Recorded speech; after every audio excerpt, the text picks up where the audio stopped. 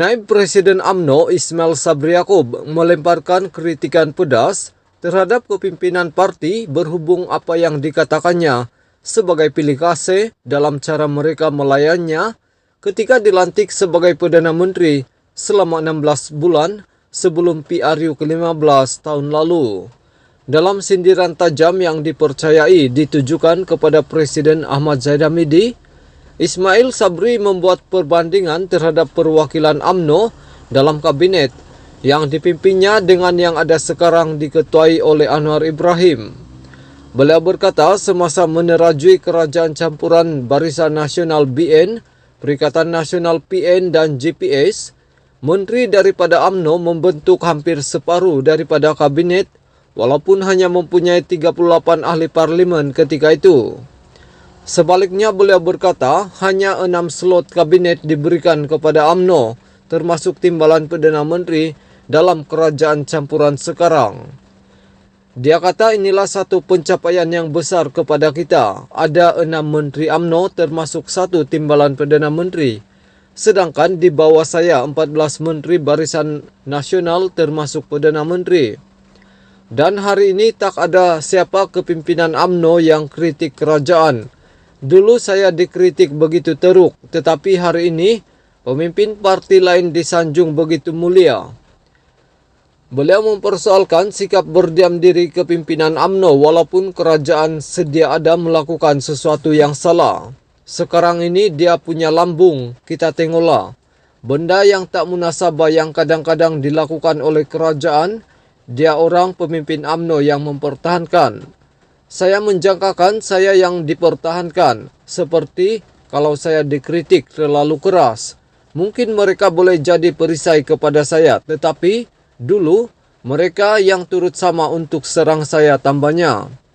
Ismail mengenangkan bagaimana media digunakan oleh pemimpin UMNO untuk menyerang rakan seperjuangan parti yang berkhidmat sebagai anggota kabinet yang dipimpinnya.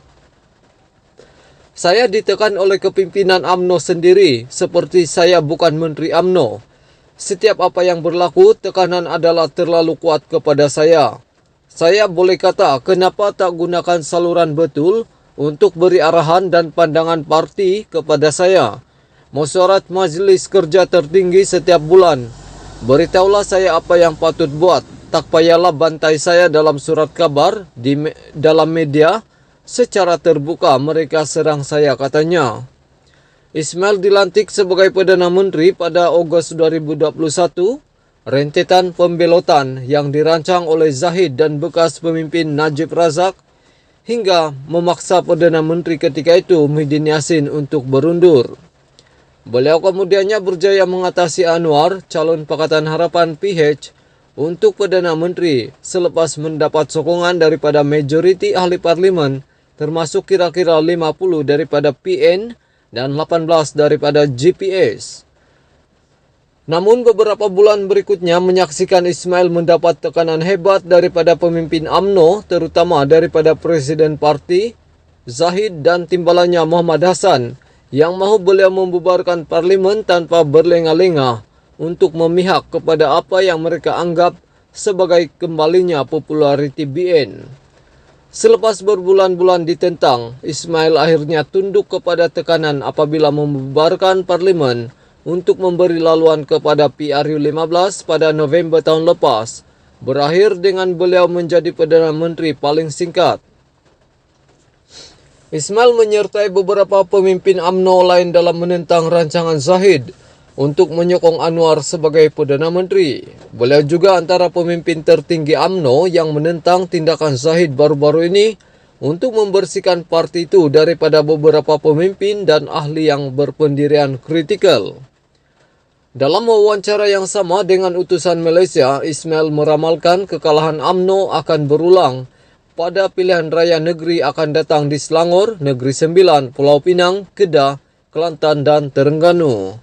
Kita mungkin akan hadapi masalah yang sama seperti di dalam PRU baru-baru ini, yaitu akhirnya ditolak oleh rakyat, terutama golongan muda dan profesional kerana sikap kita. Kalau dulu waktu PRU, mereka tolak kita, tidak ada sebabnya mereka akan berubah pemikiran untuk tidak menolak kita pada PRN. Sumber dipetik dari Malaysia Now.